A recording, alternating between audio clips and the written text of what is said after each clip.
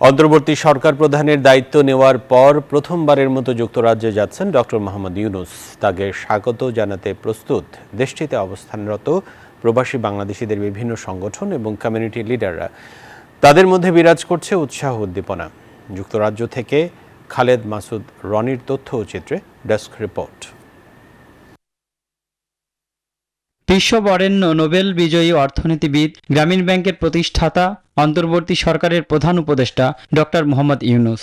তার আসন্ন সফর যুক্তরাজ্যের বাংলাদেশি কমিউনিটিতে আলোচনা তুঙ্গে।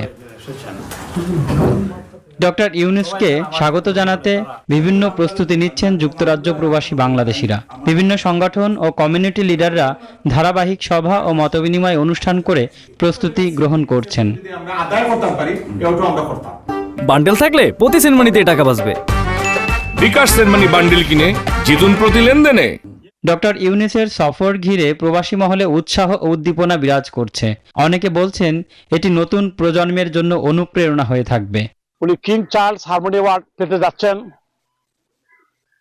এবং ব্রিটিশ প্রধানমন্ত্রী বৈঠক করবেন। একজন ব্রিটিশ বাঙালি হিসাবে উনার অ্যাওয়ার্ড প্রাপ্তিতে আমরা গর্বিত। এটা শুধু ডক্টর ইউনূসের সম্মান নয়, এটা গোটা বাংলাদেশের সম্মান, গোটা বাঙালি জাতির সম্মান। এটা একটা বিরল সম্মান। অতীতে এই harmony award, king Charles harmony award দেওয়া হয়েছিল জাতিসংঘের সাবেক মহাসচিব বান কি মুনকে।